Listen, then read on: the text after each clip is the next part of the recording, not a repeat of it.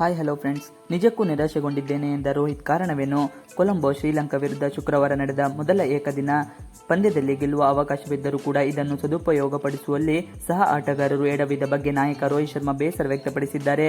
ನಿಜಕ್ಕೂ ಈ ಪಂದ್ಯದ ಬಳಿಕ ನಿರಾಸೆಗೊಂಡಿದ್ದೇನೆ ಎಂದು ಹೇಳಿದ್ದಾರೆ. ಪಂದ್ಯ ಟೈನಲ್ಲಿ ಅಂತ್ಯ ಕಂಡಿತ್ತು.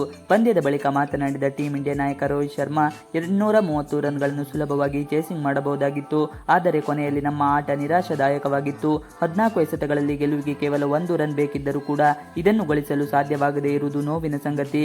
ಈ ಪಂದ್ಯ ನಮ್ಮ ಪಾಲಿಗೆ ನಿರಾಸೆ ತಂದಿದೆ ಎಂದು ಹೇಳುವ ಮೂಲಕ ರೋಹಿತ್ ಸಹ ಆಟಗಾರರ ಕಳಪೆ ಮತ್ತು ನಿರ್ಲಕ್ಷ್ಯದ ಬ್ಯಾಟಿಂಗ್ ಬಗ್ಗೆ ಅಸಮಾಧಾನ ಹೊರಹಾಕಿದ್ದಾರೆ.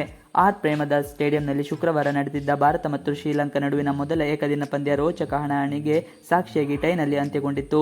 ಟಾಸ್ ಗೆದ್ದು ಬ್ಯಾಟಿಂಗ್ ಆಯ್ಕೆ ಮಾಡಿಕೊಂಡ ಶ್ರೀಲಂಕಾ 50 ಓವರ್ಗಳಲ್ಲಿ 8 ವಿಕೆಟ್ ನಷ್ಟಕ್ಕೆ 230 ರನ್ ಗಳಿಸಿತು.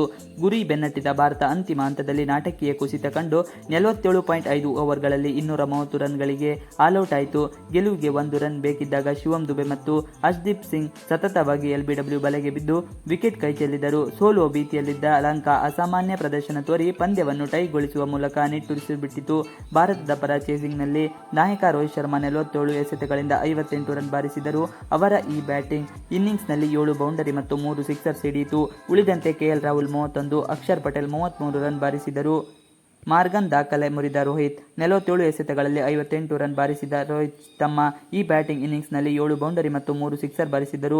ಈ 3 ಸಿಕ್ಸರ್ ಬಾರಿಸಿದ ವೇಳೆ ರೋಹಿತ್ ನಾಯಕರಾಗಿ ಅಂತಾರಾಷ್ಟ್ರೀಯ ಕ್ರಿಕೆಟ್ನಲ್ಲಿ ಅತಿ ಹೆಚ್ಚು ಸಿಕ್ಸರ್ ಬಾರಿಸಿದ ಆಟಗಾರ ಎನಿಸಿಕೊಂಡರು. ಇವಿಷ್ಟು ಇವತ್ತಿನ ವಿಡಿಯೋ. ಈ ವಿಡಿಯೋ ಇಷ್ಟದಲ್ಲಿ ಪ್ಲೀಸ್ ಲೈಕ್, ಸಬ್ಸ್ಕ್ರೈಬ್ ಮಾಡಿ. Thanks for watching video.